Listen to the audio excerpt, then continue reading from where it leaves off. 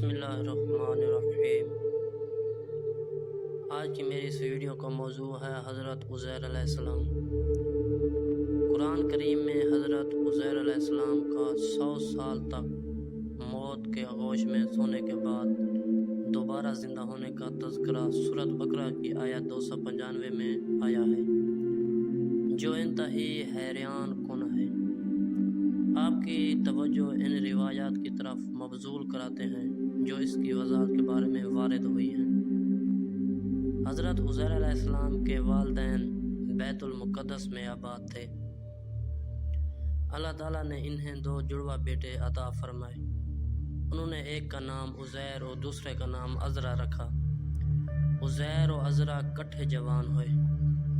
جب 30 سال کے بعد تو حضرت عزیر علیہ السلام نے شادی کر لی تو ان کی زوجہ حاملہ ہو گئی، جن سے بعد میں ایک بیٹا پیدا ہوا۔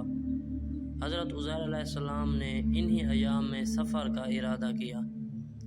گھر والوں اور رشتہ داروں سے خدا حافظ کہا، گدھے پر سوار ہوئے اور کچھ مقدار میں انجیر اور پانی اپنے ہمراہ کے لیے رکھا تاکہ سفر کے دوران اس سے استفادہ کریں۔ حضرت عزیر علیہ السلام بنی اسرائیل کے پیغمبروں میں سے تھے۔ انہوں نے اپنا سفر جاری رکھا۔ چلتے چلتے ایک دیہات تک پہنچے۔ کیا دیکھتے ہیں وہ دیہات تباہ و برباد ہو چکا ہے۔ جگہ جگہ پر لوگوں کی بوسیدہ ہڈیاں نظر آ رہی ہیں۔ جب انہوں نے یہ وحشت ناک منظر دیکھا تو قیامت اور لوگوں کے زندہ ہونے کے بارے میں سوچنے لگے اور کہا، اللہ تعالیٰ نے ان مردوں کو کیسا زندہ کرے گا؟ انہوں نے یہ بات انکار کی بنا پر نہیں بلکہ تعجب کرتے ہوئے کہی۔ حضرت عزیر علیہ السلام یہی بات سوچ رہے تھے کہ اللہ تعالیٰ نے ان کی روح قبض کر لی اور 100 سال تک مسلسل مردہ پڑے رہے۔ 100 سال کے بعد اللہ تعالیٰ نے انہیں دوبارہ زندہ کیا۔ اللہ تعالیٰ کی جانب سے ایک فرشتے نے ان سے پوچھا، آپ اس بیابان میں کتنا عرصہ سوئے ہیں؟ آپ نے خیال کیا کہ شاید تھوڑی دیر کے لیے وہاں پر استراحت کی تو جواب میں فرشتے نے کہا، ایک دن ایسے سے بھی کم تھا۔ فرشتے نے آپ سے کہا، آپ 100 سال سے زیادہ یہاں پر ہیں۔ آپ اپنے کھانے پینے کی چیزیں کو دیکھو۔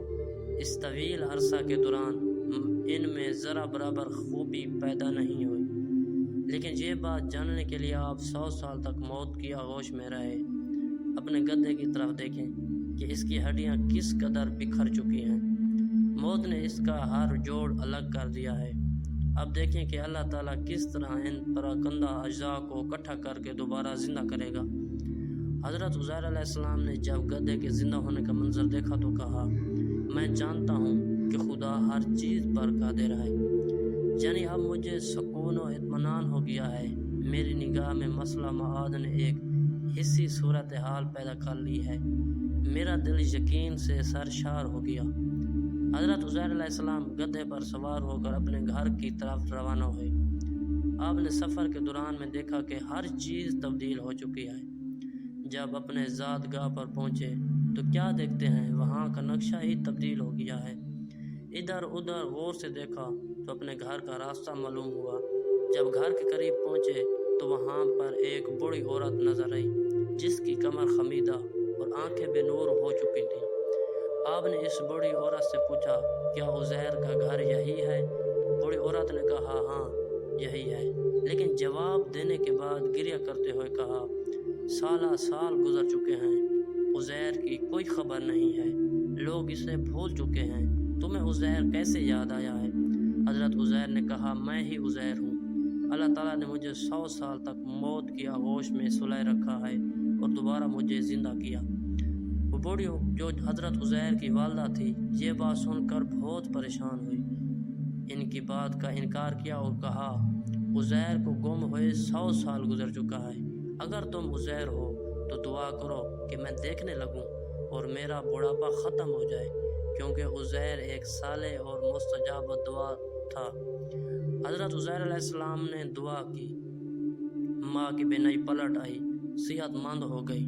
انہوں نے اپنی تیز بین نگاہوں سے اپنے بیٹے کو پہچان لیا، اپنے بیٹے کے بوسے لیے، پھر انہیں بنی اسرائیل کے پاس لے گئی اور ان کی آل اولاد کو ان کی داستان سے آگاہ کیا۔ وہ سب لوگ حضرت کے دیدار کے لیے حاضر ہوئے۔ حضرت عزیر علیہ السلام جس شکل صورت اور سن و سال میں وہاں سے گئے تھے وہ بہو اسی طرح لوٹ کر آئے۔ سب کے سب آپ کی زیارت کے لیے آئے جبکہ وہ خود بوڑھے ہو چکے تھے۔ حضرت عزیر علیہ السلام کے ایک بیٹے نے کہا، میرے والد محترم کے کاندھے پر ایک نشانی تھی جس سے انہیں پہچانا جاتا تھا۔ بنی اسرائیل نے آپ کا پیران اتارا تو کیا دیکھا کہ وہ نشان آپ کے کاندھے پر موجود ہے۔ زیادہ اطمینان حاصل کرنے کے لیے بنی اسرائیل کے ایک بزرگ نے کہا کہ ہم نے سنا ہے کہ جب بخت و نصر نے بیت المقدس کو تباہ و برباد کر دیا تھا تو اس نے توریت کو نظر آتش کر دیا۔ اس وقت کتاب مقدس تورات کے حافظ چند چنے گئے تھے، ان میں سے ایک حضرت عزیر علیہ السلام تھے۔ اگر آپ عزیر ہیں تو تورات سنیں۔ حضرت عزیر علیہ السلام نے کسی کمی و زیادتی کے بغیر تورات کو حفظی طور پر پڑھا۔ جب ان لوگوں نے منہ زبانی تورات سنی تو انہیں یقین ہو گیا۔ انہوں نے حضرت عزیر علیہ السلام کو مبارکباد دی اور ان سے وعدہ کیا کہ وہ دین کے وفادار رہیں گے، لیکن بہت جلد کفر کے پنجے میں گرفتار ہو گئے اور کہنے لگے کہ عزیر خدا کا بیٹا ہے۔ کسی شخص نے حضرت علی علیہ السلام سے پوچھا تھا، کیا آپ کو معلوم ہے کہ کوئی بیٹا اپنے باپ سے سن میں بڑا ہو؟ آپ نے فرمایا، عزیر کا بیٹا اپنے باپ سے بڑا تھا اور اس نے دنیا پر زیادہ زندگی گزاری۔ ایک مسیحی راہب نے حضرت امام محمد باقر علیہ السلام سے پوچھا، وہ کون سے دو بھائی ہیں جو جڑواں پیدا ہوئے اور دونوں ایک ہی وقت میں فوت ہوئے؟